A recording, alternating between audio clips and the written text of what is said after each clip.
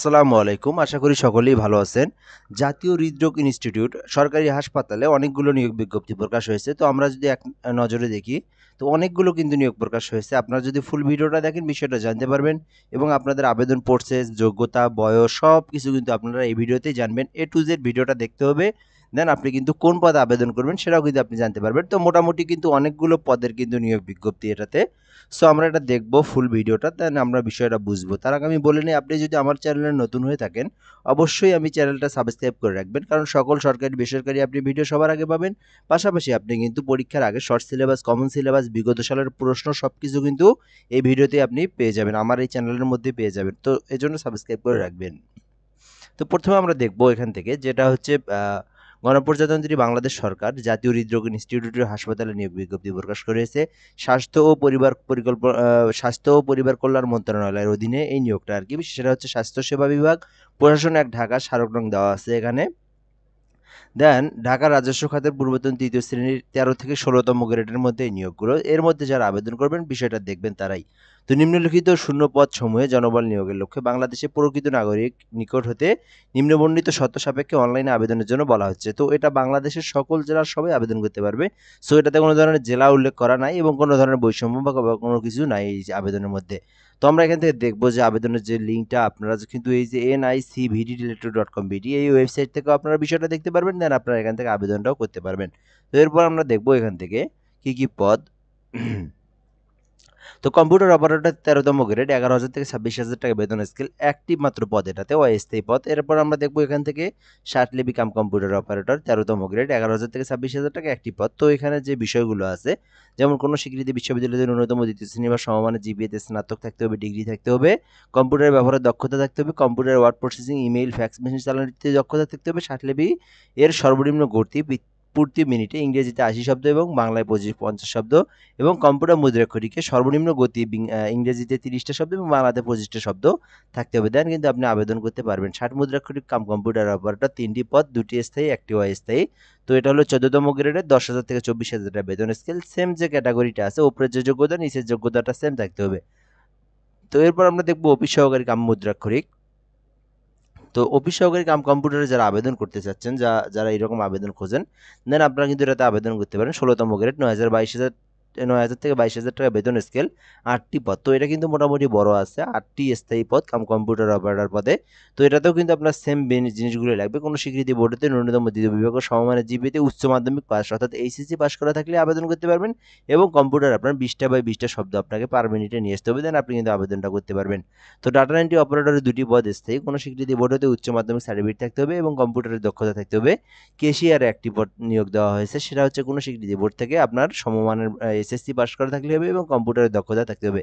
Linen keeper যেটা আছে সেটাতেও কিন্তু আপনার কোনো শিক্ষা বোর্ড হতে মাধ্যমিক সার্টিফিকেট বা সমমান পরীক্ষায় উত্তীর্ণ হতে হবে। দেন কিন্তু আপনি আবেদন করতে পারবেন। তারপর আমরা দেখব রিসিপশনের যে পদটা আছে, এটাতেও কিন্তু আপনি আবেদন করতে পারবেন। কোনো স্বীকৃতি বোর্ড হতে উচ্চ মাধ্যমিক সার্টিফিকেট বা সমান পরীক্ষায় উত্তীর্ণ হতেই কিন্তু হতে পারে। কোনো স্বীকৃতি বোর্ড হতে ন্যূনতম উচ্চ মাধ্যমিক সার্টিফিকেট বা সমমানের পরীক্ষায় উত্তীর্ণ এবং কম্পিউটার চালানোর দক্ষতা থাকলে কিন্তু আপনি আবেদন করতে পারবেন। তো টেলিফোন অপারেটর যেটা, সেটাতে আপনার 3টি পদ, কোনো স্বীকৃতি বোর্ড হতে উচ্চ মাধ্যমিক সার্টিফিকেট থাকলে আপনি আবেদন করতে পারবেন টেলিফোন অপারেটর পদে, এটাও স্থায়ী পদ। তো সবগুলো পদে কিন্তু কম্পিউটারের দক্ষতা থাকতে হবে, ঠিক আছে। তো ইনস্ট্রুমেন্ট কেয়ারটেকার, এটাতে 3টি, কোনো স্বীকৃতি বোর্ড হতে ইলেকট্রিক্যাল বা মেকানিক্যাল অর্থাৎ যারা যুব উন্নয়ন টেকনিক্যাল থেকে বা যে কোনো জায়গা থেকে যদি আপনি ইলেকট্রিক্যাল থেকে যদি আপনি ট্রেড করে থাকেন ইলেকট্রিক্যাল মেকানিক্যাল পদে, দেন আপনি কিন্তু এটাতে আবেদন করতে পারবেন। তো এরপর আমরা দেখবো এখান থেকে টেকনিশিয়ান যেটা, সে টেকনিশিয়ান পদে যারা আবেদন করবেন, টেকনিশিয়ান হার্ট অ্যান্ড লার্নিং পদে। তো এটা 16তম গ্রেডের, 9,000 থেকে 22,000 টাকা বেতন স্কেল, 2টি পদ নিবে, 2টোই স্থায়ী পদ। কোনো স্বীকৃতি বোর্ড হতে জীববিজ্ঞান সহ উচ্চ মাধ্যমিক সার্টিফিকেটের দেন আপনি আবেদন করবেন। তো এই পদ এই আপনার স্বীকৃতি বোর্ডের জীববিজ্ঞান সহ আপনার জীববিজ্ঞানে কিন্তু আপনার থাকতে হবে, আপনার সাবজেক্টটা যেন জীববিজ্ঞান থাকে। তো অবশ্যই আপনাকে উচ্চ মাধ্যমিক সার্টিফিকেট সমান পরীক্ষা করতে হবে, অর্থাৎ আপনাকে এইচএসসি থাকতে হবে। দেন আপনি বিজ্ঞান শাখা থেকে আপনাকে এইচএসসি থাকলে আপনি আবেদন করতে পারবেন। তো গাড়ি চালক 10টি। তো মোটামুটি গাড়ি চালকের মধ্যে কিন্তু অনেকগুলো পদ, এখানে 10টি। সো যারা হচ্ছে ড্রাইভিং পদে যারা আবেদন খোঁজেন, তো তাদের জন্য এই ভিডিওটা এখান থেকে আপনারা দেখতে পারেন। মোটামুটি কিন্তু অনেকগুলো পদ। সো যারা ড্রাইভিংয়ের কোর্স করছেন, ড্রাইভিং লাইসেন্স আছে যাদের, তো তারা কিন্তু এটা বিষয়টা দেখতে পারেন। এখান থেকে কিন্তু আপনারা অবশ্যই আবেদনটা করতে পারেন। তো আবেদনের প্রসেসটা কি আমরা একটু দেখে নেব এখান থেকে। আবেদনের প্রসেসটা একদমই সহজ। nicvd.teletalk.com.bd এই ওয়েবসাইট থেকে আপনারা আবেদন করতে পারবেন। তো আমরা একটু ওয়েবসাইটে যদি গিয়ে দেখাই,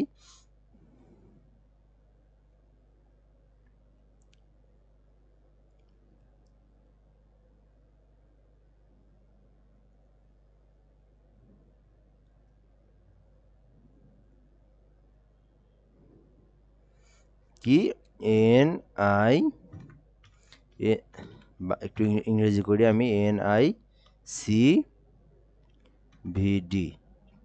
তো NICVD teletalk.com.bd এই ওয়েবসাইটটা যদি আপনারা লেখেন, এখান থেকে কিন্তু আপনার আবেদনটা করতে পারবেন। খুবই সহজ প্রসেস একটা আবেদনের। সো এই যে অপশনটা আসলো, এখান থেকে আপনি জাস্ট অ্যাপ্লাই অনলাইনে ক্লিক করে দিবেন। দেন এখান থেকে আপনি কোন পদে আবেদন করবেন সেই পদটা আপনি দিবেন। তো আপনি যদি গাড়ি চালকে আবেদন করেন, গাড়ি চালক দিবেন, ডাটা এন্ট্রি অপারেটর, কম্পিউটার লিনিয়ান অপারেটর, কম্পিউটার অপারেটর, সব কিছু কিন্তু সুন্দরভাবে দেওয়া আছে। দেন আপনি ওখান থেকে দেখবেন কোন পদটাতে আবেদন করবেন। তো আপনি যদি এখান থেকে ডাটা এন্ট্রি অপারেটরতে আবেদন করেন, দেন আপনি নেক্সটে ক্লিক করবেন।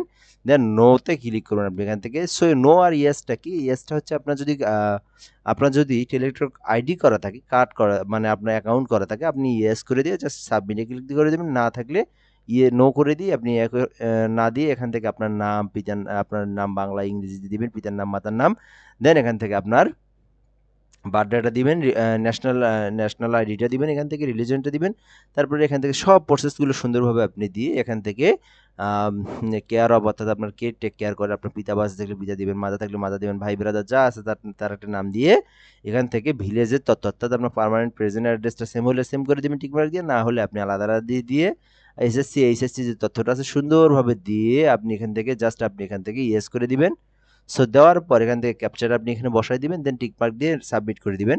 দেওয়ার পর আপনার হচ্ছে একটা অপশন আসবে, সেখানে আপনার ছবি এবং আপনার স্বাক্ষরটা দিতে হবে। 300x300 পিক্সেলে আপনি ফটোশপ থেকে ছবিটা ক্রপ করে নিয়ে এবং 300x80 পিক্সেলে আপনি ছবিটাকে আপনি 300x80 পিক্সেলে আপনি ছবিটা কি করবেন, ক্রপ করে কেটে নেবেন ফটোশপের মাধ্যমে। দেন আপনি কিন্তু আবেদনটা করবেন এই প্রসেসের মাধ্যমে। সো অবশ্যই আবেদন করবেন, বিষয়টা কিন্তু খুবই সহজ প্রসেস। তো ভিডিও পর্যন্তই, এবং আবেদন যদি আপনি অনলাইনের মাধ্যমে করে নিতে চান আমাদের কাছ থেকে, তাহলে আপনি কিন্তু পারবেন সেটা কি জন্য কিভাবে 017758303012 017758303012 এই নাম্বারে আপনি যদি যোগাযোগ করেন আমাদের সঙ্গে, আমরা কিন্তু আপনার আবেদনটাও সুন্দরভাবে করে দিতে পারবো। সো কোনো ধরনের কোনো সমস্যা নেই, হোয়াটসঅ্যাপে শুধু আপনার এই তথ্যগুলো দিবেন, আপনি কিন্তু আবেদন করতে পারবেন। তো লাস্ট ডেট হচ্ছে 7/9/2025 তারিখ লাস্ট ডেট। তো আপনারা কিন্তু আবেদন করতে পারেন। সো ভিডিও পর্যন্তই, ধন্যবাদ, ভালো থাকবেন, আসসালামু আলাইকুম।